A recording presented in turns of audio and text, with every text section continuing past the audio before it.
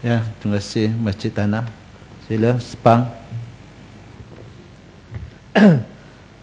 Assalamualaikum dan salam sejahtera. Terima kasih kepada tuan-tuan speaker.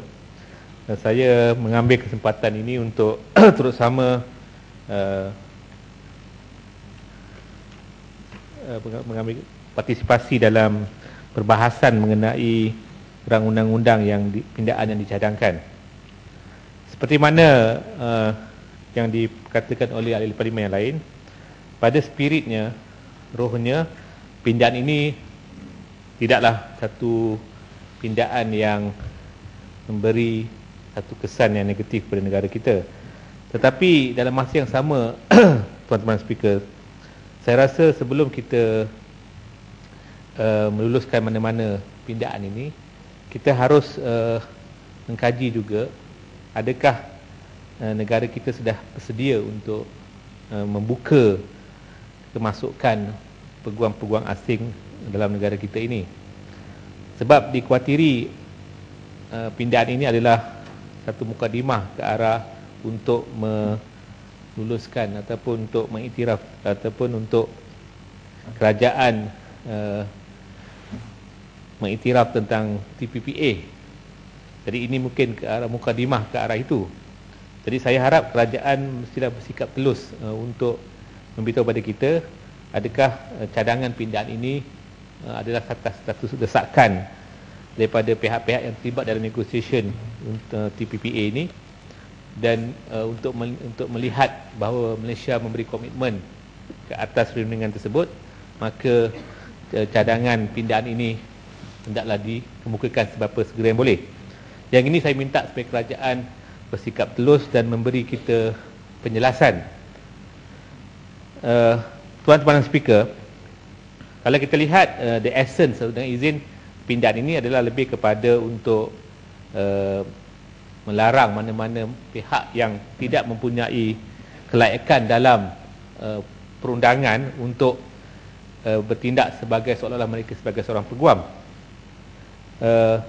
Tuan Speaker, saya dapati Sepang, minta laluan.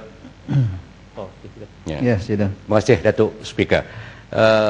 Mengkhuatiri sebagai seorang pengamal undang-undang, melihat daripada pindaan yang hendak dilakukan oleh kerajaan, membolehkan menjurus kepada pembebasan daripada segi undang-undang luaran untuk menganggotai ataupun mencampuri undang-undang dalaman yang diamal oleh peguam-peguam kita. Sebagai seorang peguam, adakah Sepang bersetuju bahawa pindaan ini menjurus kepada lingkaran TPPA yang membolehkan prejudisnya peguam-peguam kita dalam membentuk dan juga menjadi mangsa kepada kebangkitan undang-undang baru ini, yang membolehkan peguam-peguam luar untuk monopoli dan memberi persaingan yang terlalu tidak upaya oleh peguam-peguam kecil dalam negara ini. Apakah Sepang bersetuju dengan saya bahawa pindaan ini menjurus kepada kemangsaan peguam-peguam pengamal yang berada dalam kumpulan yang kecil? Apa pandangan Sepang? Tuan-tuan speaker,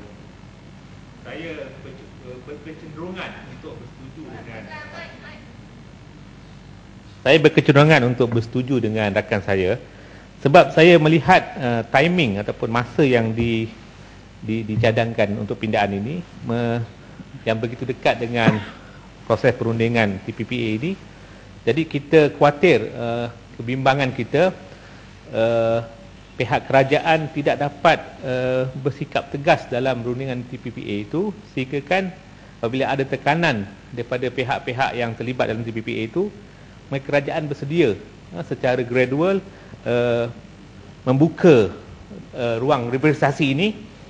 Walaupun kita faham dalam masa yang sama, dalam era globalisasi ini, liberalisasi ini memang diperlukan dalam semua sektor, bukan sahaja sektor perundangan.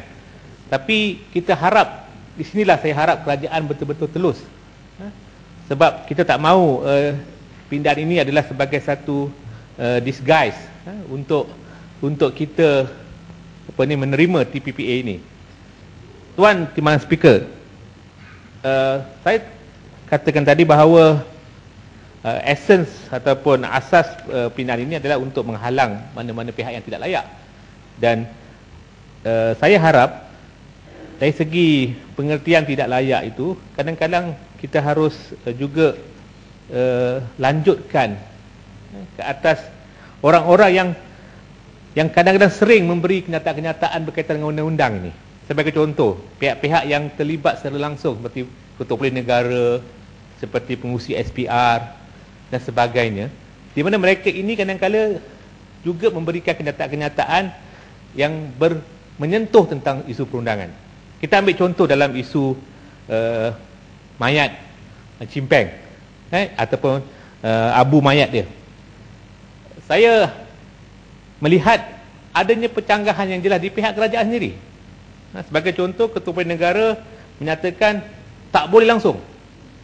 Mayat dia, abu mayat dia tak boleh langsung dibawa ke Malaysia. Dan pada peringkat permulaan isu itu timbul, sampai Ketua Negara mengeluarkan kenyataan, kita akan pastikan adanya kawalan-kawalan di pintu masuk.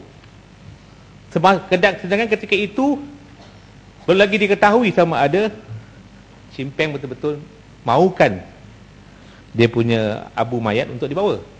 Tapi kenyataan daripada Ketua Negara ini satu kenyataan yang kadang-kadang kita lihat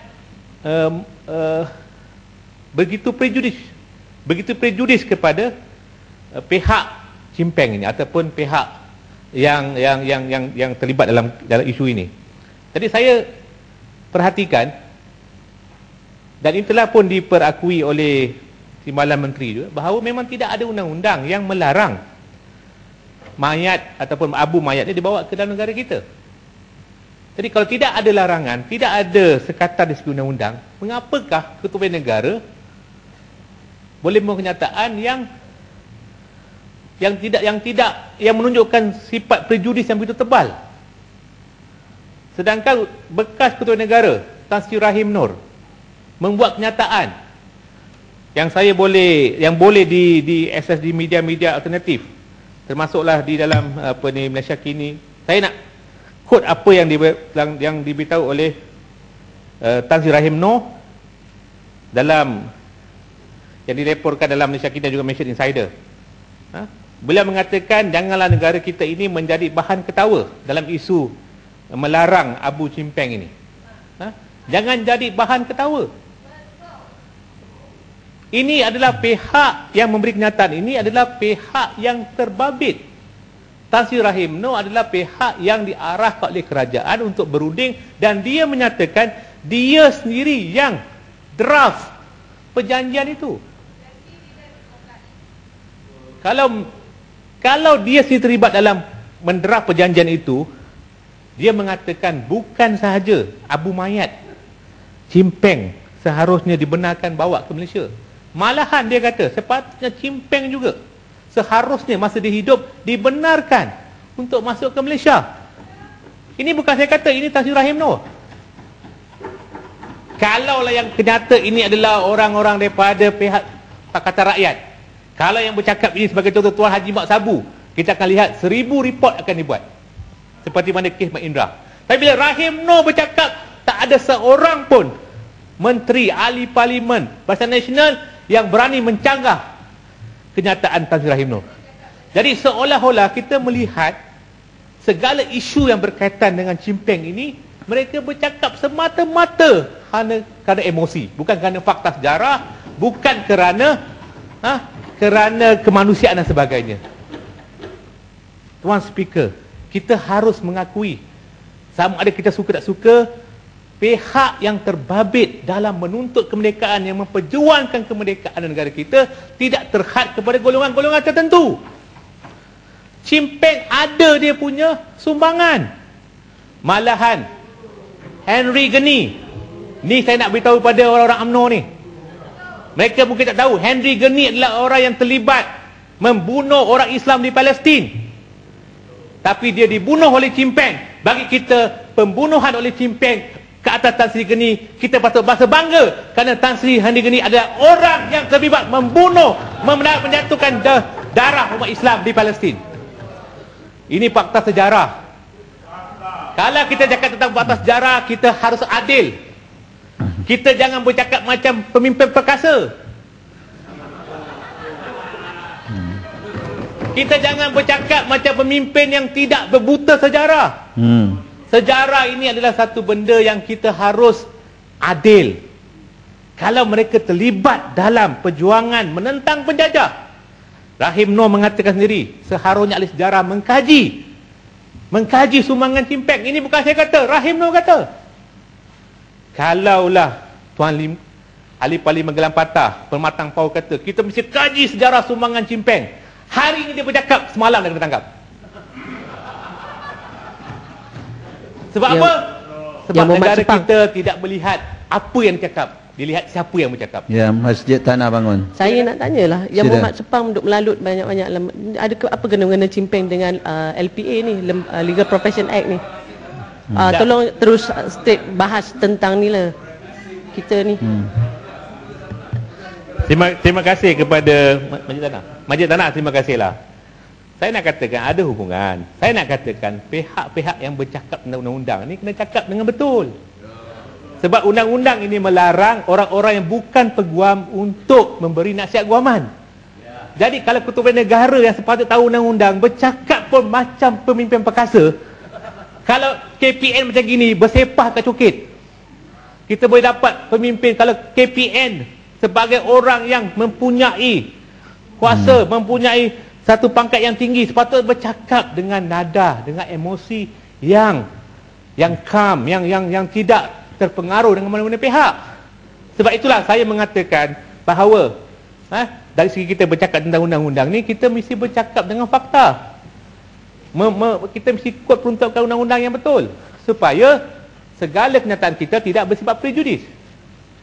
Tuan Speaker, Tuan Timbalan Speaker, saya juga ingin menyatakan bahawa apabila kerajaan membuat liberalisasi dengan membenarkan peguam-peguam daripada foreign firms untuk praktis dalam negara kita, separuhnya liberalisasi ini mestilah ditunjukkan dengan sebelum kita pindah ini dibuat, sepatutnya kerajaan mesti dalam menunjukkan liberalisasi juga dalam bidang-bidang lain. Saya nak bagi contoh. Beberapa ataupun tahun lepas, kita menyaksikan 2 orang peguam antarabangsa datang ke negara, cuba datang ke negara kita. Satu peguam dari Perancis, William Bodon. Datang negara kita minta supaya dia dibenarkan memberikan taklimat kepada ahli parlimen berkaitan dengan skandal Skopin. Dia datang dengan niat yang baik nak beri taklimat ahli parlimen, bukan nak bagi taklimat kepada JKK, nak bagi taklimat kepada ahli parlimen. Sepatutnya negara kita kalau bercakap tentang liberalisasi, apa salahnya peguam antarabangsa itu datang? Dia bukan datang bawa senjata, dia datang bawa idea, datang bawa pemikiran. Kenapa kita takut dengan beliau? Dilarang masuk. Kemudiannya seorang lagi peguam, Imran Khan, yang terlibat dalam membela orang-orang India, bawa kes ini di London, peguam hak asasi manusia, pun juga dilarang. Ditahan 12 jam.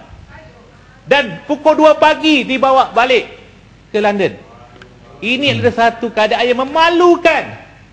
Saya rasa walaupun mungkin kita buka undang-undang, kita pindah undang-undang ni, benarkan peguam-peguam daripada bukan dalam negara kita masuk negara kita, tapi bila mereka melihat keadaan-keadaan ini, mereka kata, you buatlah undang-undang, tapi kami pun mungkin tak mahu nak praktis dengan negara kita dalam keadaan environment yang tidak kondusif untuk mereka praktis dalam negara kita. Sebab itulah saya mengatakan kita mesti menunjukkan satu contoh yang baik. Sebelum kita pindah undang-undang, kita tengok track record negara kita sendiri, supaya jangan kita buat undang-undang semata-mata. Kalau kita lihat segala sistem kehakiman tidak kita ubah, sistem pendakwaan dan sebagainya, kita lihat kita nak dapatkan ekspertis daripada luar negara, tapi Jabatan Peguam Negara nak buat rayuan ke atas kes Pematang Pau pun tak ada kepakaran, terpaksa pakai peguam lain. Apa ni? Dalam kes Altan Tuya, yang kes yang menjatuhkan maruah negara kita, yang sampai sekarang kita menyaksikan tidak ada seorang pun yang dibawa, yang telah disabitkan oleh mahkamah. Sepatutnya dalam kes seperti itu, kita sepatutnya peguam negara sendiri yang buat kes itu. Apabila Razak Baginda dibebaskan, sepatutnya peguam negara rayu. Tapi kita lihat dalam kes yang sepenting itu, kes yang melibatkan imej negara kita, peguam negara tak buat. Razak Baginda dibebaskan tak rayu. Kes Anwar, kes Padang Pauh, sanggup pakai peguam. Saya nak tanya, berapa harga bayaran yang dibayar ke atas peguam ini? Sedangkan peguam ini Yang Berhormat berpotensi. Sepang, Ya, tumpat. penjelasan berkaitan dengan kes rayuan Permatang Pauh. Saya bukan peguam tapi pelik sebab peguam negara membuat keputusan untuk merayu. Maknanya sebelum membuat keputusan untuk merayu, mesti peguam negara ada buat perkiraan bahawa kes ni sesuai, boleh dan mungkin berjaya jika dirayu. Tetapi apabila dimasukkan, difailkan rayuan, orang luar ditarik untuk menjadi peguamnya. Adakah ini bermakna peguam negara sebenarnya tidak berhajat untuk merayu, tidak ada idea untuk merayu, tidak ada poin yang hujah untuk merayu, tapi daripada awal lagi dinasihatkan, dimaklumkan, dibagikan maklumat oleh orang luar untuk merayu. Sebab itu beliau hanya merayu kemudian menggunakan pakar luar, peguam luar untuk mengendalikan kes rayuan. Ya, Batu. Ya. Sila. Saya juga ingin dapat pandangan dari Yang Berhormat Sepang. Bila peguam negara buat keputusan untuk mengupah Syafiee Abdullah untuk menjadi untuk mendakwa dalam rayuan ini, saya tidak tahu pandangan Sepang. Adakah AG Chamber ini betul-betul siasat peranan peguam Syafiee ini dalam peranan kes ini sebenarnya didapati sendiri dalam affidavit dia sendiri mengakui bahawa pada malam bersama di rumah Perdana Menteri yang kini, waktu itu bukan, tapi terdapat dia sendiri berada di sana. Adakah ini kita dapat tahu orang seperti ini layak diupah jadi pendakwa, atau sebenarnya AG tidak cek betul-betul latar belakang dia? Terima kasih kepada Tumpat, terima kasih kepada Batu. Saya melihat apabila dalam negara kita, bila melibatkan pendakwaan ke atas Permatang Pauh, segala prinsip undang-undang seolah-olah dah tak terpakai dah. Kalau kita lihat dalam kes Permatang Pauh ni, segala perbicaraan daripada permulaan dulu, peringkat pertama lagi beliau didakwa, banyak insiden-insiden yang menunjukkan seolah-olah bukannya wujud prosecution ke atas Permatang Pauh, tapi persecution ke atas Permatang Pauh. Apabila Permatang Pauh didakwa, kita lihat banyak prinsip-prinsip undang-undang yang kadang-kadang kita peguam pun tidak faham macam mana prinsip ini boleh bertukar. Tapi inilah keadaan negara kita, tanah air kita. Jadi saya melihat dalam kes apabila kerajaan peguam negara sendiri tidak mahu terlibat sendiri sebagai pihak yang akan berhujah untuk rayuan itu, sebaliknya menggunakan khidmat seorang peguam private, sedangkan peguam itu sendiri seperti mana dikatakan oleh Batu, beliau juga adalah sebenarnya beliau adalah saksi pendakwa, ditawarkan oleh pendakwa ke atas peguam bela.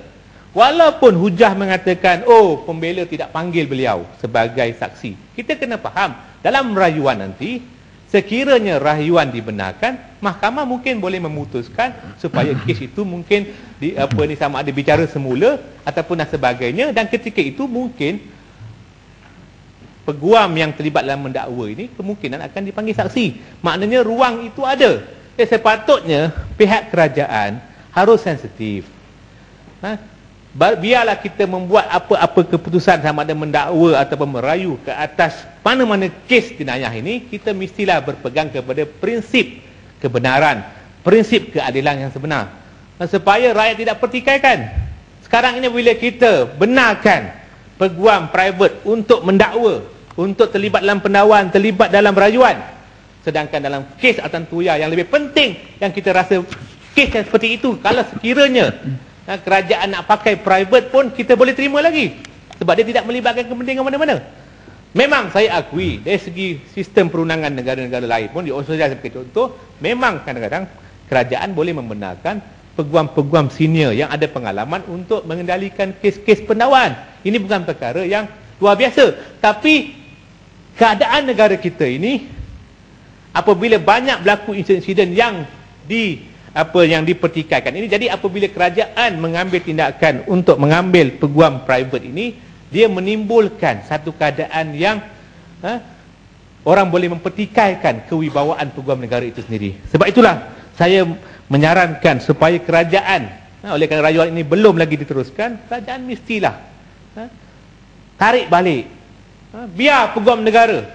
Tadi Kuala Selangor mengatakan dalam kes yang melibatkan Batu Putih, peguam negara terlibat. Memanglah dia terlibat, sebab tu dah kalah. Yang apabila saya nak beritahu dengan mungkin Kuala Selangor dia tak baca keseluruhan perbicaraan itu. Saya baca daripada A to Z dan saya melihat dalam kes Batu Putih itu sebenarnya pihak kerajaan sendiri yang terlibat dalam kes itu mengakui sepatutnya kes itu tidak harus dibawa di peringkat awal lagi, sebab kita bawa kes dalam keadaan kita tidak mempunyai bukti yang kuat. Sebab itulah kita telah kecuaian pihak peguam negara menyebabkan negara kita hilang sebuah pulau. Jadi saya berhubung dengan pindaan yang dikemukakan ini berkaitan dengan section 2B ini, iaitu ayat yang berbunyi memasuki ke Malaysia untuk menasihati atau merundingkan anak guam bagi peguam asing ini dengan syarat bahawa tempoh terkumpul peguam asing ini tinggal tidak boleh melebihi 60 hari. Tadi pihak menteri mengatakan rundingan ataupun pihak kerajaan telah mengadakan rundingan dengan majlis peguam. Saya ingin menyatakan bahawa pihak majlis peguam ada menyarankan supaya tempoh 60 hari itu hendaklah dilanjutkan lagi, dan rasional yang dikemukakan oleh pihak majlis peguam, izinkan saya membaca apa yang dinyatakan oleh pihak majlis peguam, kenapakah tempoh 60 hari itu seharusnya dilanjutkan. Saya bacakan dalam bahasa Inggeris dengan izin Tuan Speaker. Based on this, there was ada session antara pihak peguam negara dengan pihak-pihak yang terlibat dalam pindaan ini. Dinyatakan bahawa Bar Council also propose that foreign lawyers coming into Malaysia must stay for a minimum of 182 days in a calendar year. This is to ensure that they have a real presence in the country and their law firms in Malaysia are not just as a token office. Bar Council and AGC have also agreed that in order to set up practice in Malaysia, qualified foreign law firms and international partnership should show business plan that have the objective of enhancing the Malaysian legal profession and making Malaysia a regional legal destination. Jadi majlis peguam sebagai pihak yang ada stake ataupun ada kepentingan terhadap segala pindaan berkaitan dengan undang-undang ini telah membuat cadangan supaya masa dilanjutkan kepada 182, dan rasional yang diberikan oleh majlis peguam adalah satu yang boleh diterima. Jadi saya mengharapkan pihak kerajaan boleh mengambil kira cadangan daripada Bar Council ini, supaya kita harap segala pindaan ini bukan saja menguntungkan, dia mestilah dalam keadaan win-win.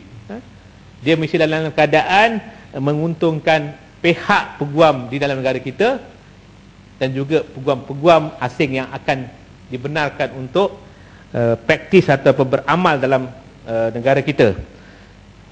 Yang seterusnya yang saya ingin juga sentuh di sini, tadi pihak pengerang telah menyentuh bahawa kualiti pengajar undang-undang di universiti telah menurun. Saya juga ada didatangi oleh beberapa pelajar daripada Universiti Sains Islam Malaysia, USIM, yang juga menawarkan kuliah undang-undang kepada pelajar-pelajar di sana. Tapi saya diberitahu sehingga kini pelajar-pelajar dah ada pun yang dah graduate. ijazah undang-undang yang dikeluarkan oleh pihak universiti tidak diiktiraf sampai sekarang. Maknanya mereka ini walaupun belajar undang-undang, belajar undang-undang Islam, tapi mereka tidak dibenarkan untuk menjadi seorang peguam dalam negara kita. Jadi there must be something wrong somewhere. Jadi saya memohon supaya kerajaan mengambil tindakan. Kita tak mahu anak-anak kita yang memang mungkin berhasrat jadi peguam, mereka merasakan bahawa pergi ke USIM itu mereka boleh belajar comparative law, tiba-tiba lepas 4 tahun belajar bercita-cita jadi seorang peguam ataupun terlibat dalam bidang guaman, tiba-tiba tidak boleh beramal sebagai seorang peguam. Sedangkan mana pihak Kementerian Pendidikan, saya harap pihak-pihak yang terbabit dalam penganugerahan ijazah ini mestilah mengambil inisiatif supaya proses pengiktirafan ijazah undang-undang itu dipercepatkan supaya tidak menjadi mangsa anak-anak kita yang dihantar ke universiti tersebut. Dan saya secara spiritnya menyokong pindahan ini, tapi saya mengharapkan juga kerajaan mestilah menunjukkan satu komitmen yang serius dalam meliberalisasi juga suasana dalam negara kita, suasana supaya wujudnya supaya segala proses demokrasi itu juga diambil kira, proses liberalisasi dalam kebebasan bersuara, kebebasan berhimpun dan sebagainya juga mestilah juga diwujudkan serentak dengan liberalisasi ini. Jangan kita hanya liberal dalam sektor perundangan ini, tapi prasarana, ruang, environment untuk supaya undang-undang ini boleh grow dengan baik tidak wujud. Kita tak mahu nanti negara kita liberalisasi dari segi servis tapi terkebelakang dari segi hak-hak asasi manusia, pengiktirafan, penghormatan kepada kebebasan bersuara, kebebasan berhimpun dan sebagainya. Yang ini juga adalah satu core values dalam kita untuk praktis sebagai seorang peguam. Terima kasih. Terima kasih.